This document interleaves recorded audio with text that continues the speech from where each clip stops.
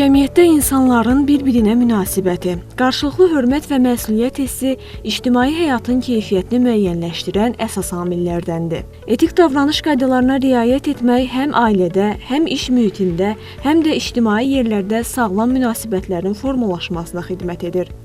Bəzən ictimai yerlərdə çox yüksək səs tonu ilə danışdıqlarının şahidi oluruq və yaxud da ictimai yerlərdə saqqızdan istifadə və yaxud da tullantıların yerə atılması, küçənin zibillənməsi. Bu biraz təbii ki, qəbul olunmaz haldır. Bununla bağlı nə qədər maarifləndirici tədbirlər keçirilsə də və yaxud da vətəndaşlar arasında nə qədər bir-birlərinə irad tutulsa da, təəssüflər olsun ki, biz bugün də onların şahidi oluruq. Burada artıq ictimai qınaq öz sözünü deyir.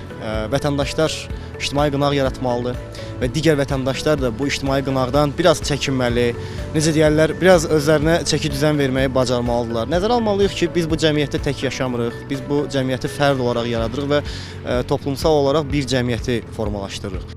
Etik davranış cəmiyyətin yazılmamış, lakin hər kəs tərəfindən qəbul edilən mənəvi normalar toplusudur. Nəzakətli danışıq, dürüstlük, qarşılıqlı hörmət, başqalarının hüquqlarına riayət etmək və məsuliyyətli davranmaq etik davranışın əsas prinsipləridir. İctimai yerlərdə davranış qaydaları, ümumiyyətlə etik qaydalarına hər daim riayət etməliyik, fikir verməliyik. Çünki ətrafda sərgilədiyimiz davranışlar sadəcə bizə yox, ətrafdakı azyaşlı uşaqlara, böyüklərə, kiçiklərə, ümumiyyətlə hər kəsə təsir göstərə bilir. Eyni zamanda hər kəsin öz mənəvi fikirləri vardır, mənəvi dünyası vardır. Sərgilədiyimiz davranışlar kimisə xəttinə dəyə bilər, kiməsə hörmətsizlik eləyə bilərik və yaxud da ən adisi istəmədən belə olsa dostlarımızın, çevrəmizdəki insanların xətrinə dəyib qəlblərini qıra bilərik. Buna görə də etik davranışlara riayət etmək vacibdir, bu bir normadır.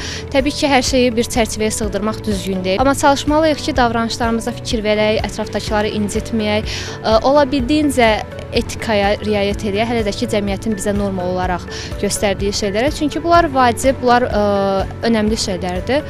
Həm də bunlar bizim cəmiyyətdə reputasiyamıza da çox böyük təsir edir. Mütəxəssislərin fikrincə etik dəyərlər ilk növbədə ailədə formalaşır, daha sonra məktəb və cəmiyyət tərəfindən inkişaf etdirilir. Bu qaydalara əməl edən insanlar arasında etibar möhkəmlənir, münaqişələr azalır və sosial münasibətlər daha sağlam qurulur. Son dövrlərdə xüsusilə dəyişən cəmiyyət, transformasiya, modernizasiya və bununla yanaşı qlobalizm insanların düşüncə tərzləri ilə yanaşı, xüsusilə gənclərdə yeni tendensiyalar, yeni anlayışlar, yeni dünyaya baxış tərzi yaratdı.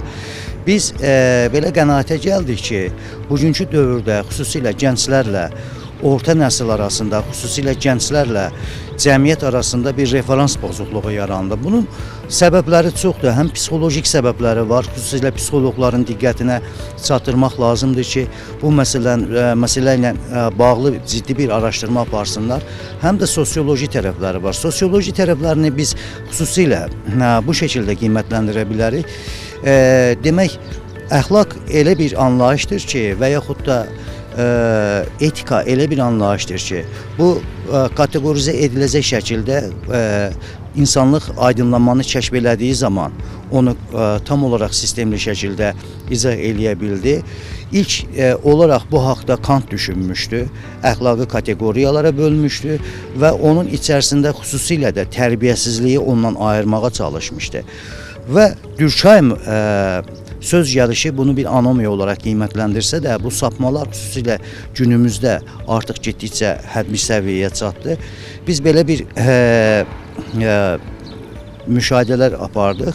Bu müşahidələr nəticəsində bizə məlum oldu ki, bugünkü gənclər xüsusilə bu referans pozukluqla cəmiyyətə uyum sağlaya bilmir. Çünki cəmiyyətdən gözləntiləri və ətrafdan gözləntiləri və xarici informasiyaların qəbulu nəticəsində və emalı nəticəsində onların düşüncə tərzlərində olan bir dəyişiklikdir. İctimai nəqliyyatda, dövlət müəssisələrində, təhsil ocaqlarında və sosial şəbəkələrdə etik davranışa riayət olunması qarşılıqlı anlaşmanı gücləndirir. Mədəni ünsiyyət, səbir və tolerantlıq isə cəmiyyətin inkişafına müsbət təsir göstərir. Gənclərdə olur, deyək ki, öz həmyaşları, yaxud məndən böyüklər, məndən balaca olur, məsələn, siqaret çəkirlər, yerə atırlar, amma böyük kiçik yerə bilmirlər, cəmiyyət içində məsələn istədikləri sözləri danışa bilirlər, amma o da olmazdı, yəni bizim cəmiyyətə yaraşmaz da yerənsi bir şeylər demək, danışmaq. Məsələn, baxırsan balaca uşaqları siqaret çəkir, təyin olunmuş yerə çəkmir. Məsələn, zibil qutusuna atmır, geri kənar bir yer atır. Amma əziyyət çəkən adamlar var, yığır, silir, süpürür. Yəni olmaz da. Yəni daha cəmiyyəti qorumaq, məsələn, ya başqalarına örnək olmaq məncə yaxşı bir şeydir.